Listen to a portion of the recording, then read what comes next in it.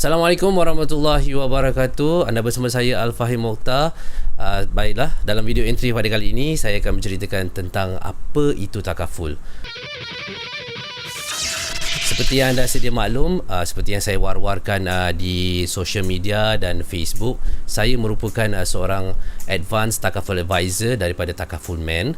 Nak lagi senang cerita, saya ni kira ejen insurans takaful lah.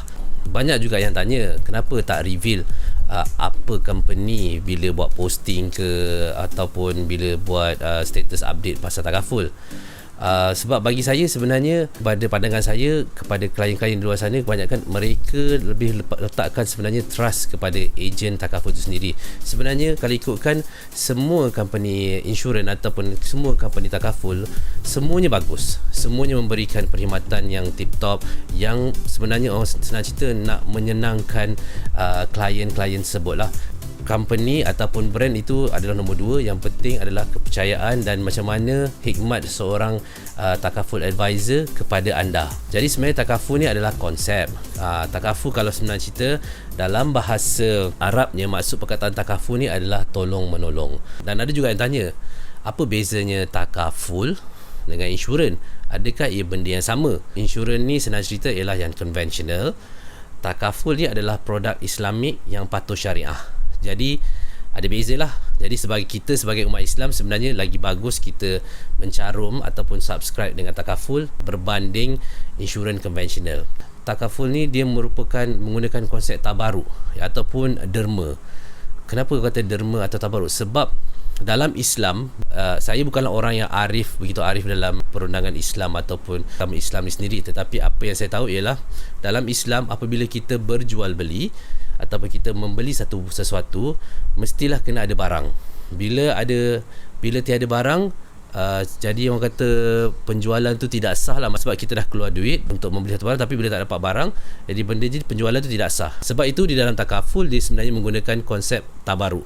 Tabaruk ini derma, di mana kita meletakkan, dia ada satu tabung takaful di mana kita meletakkan sumbangan kita setiap bulan yang kita bayar untuk medical card ke, untuk hibah ke, untuk investment ke, kita letakkan dalam satu tabung takaful. Maksudnya contoh saya masukkan, senang cerita, 150 setiap bulan untuk medical card saya, dan anda pun masukkan 150 dan kawan-kawan yang lain masukkan jumlah-jumlah sumbangan tersebut.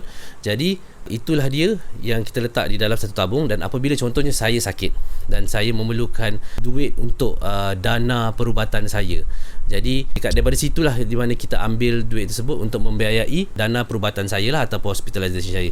Jadi maknanya selain daripada itu semua ialah sumbangan daripada anda semua.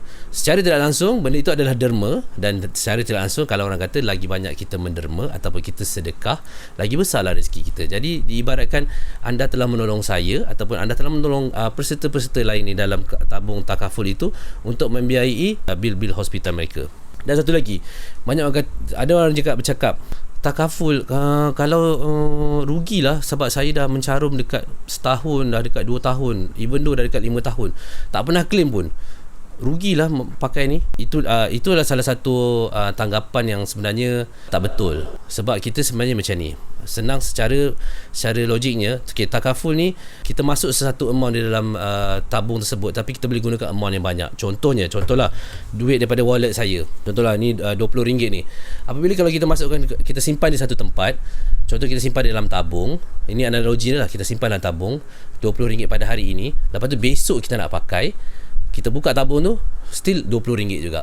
Tetapi dengan tabung takaful ini, di mana jika anda masukkan RM20 pun di dalam tabung, diibarat macam ini duit daripada wallet saya keluarkan, tapi dimasukkan di dalam poket saya. Jadi dalam poket ni, besoknya contoh kalau saya accident dan nak pakai duit, saya keluarkan, dia tidak akan jadi RM20, dia akan jadi RM10,000, jadi RM20,000, mungkin jadi RM30,000, bergantung kepada bil hospital anda. Jadi itulah sebenarnya keistimewaan takaful. Senang ceritalah, dalam masa 3 bulan anda mencarum dengan takaful, anda masuk RM200 setiap bulan, RM200, dalam pada bulan keempat tu anda accident. So jadi simpanan anda dalam takaful, dalam tabung takaful baru ada RM600. Tetapi anda accident, sekurang-kurangnya lebih kurang dalam RM10,000 ke RM12,000 ke RM15,000 juga pembelanjaan. Tapi anda baru mencarum RM600. Macam mana boleh datangnya lagi baki yang berbelas-belas ribu ringgit tu? Itu adalah yang digunakan daripada tabung takaful sendiri yang sumbangan daripada yang lain. Jadi anda masuk RM600, anda accident, tapi anda boleh claim lebih daripada berbelas-belas ribu ringgit. Itulah sebenarnya macam mana takaful berfungsi. Jadi janganlah rasa rugi jika anda mencarum takaful, sebab ini merupakan tabung simpanan anda, tabung kecemasan anda jika anda accident ataupun anda masuk hospital sebab sakit. Baiklah, nanti saya akan ceritakan lagi apakah perbezaan antara medical card, hibah dan investment yang lain. Kita akan berjumpa lagi pada episod datang. Terima kasih kerana mendengar. Jadi assalamualaikum warahmatullahi wabarakatuh.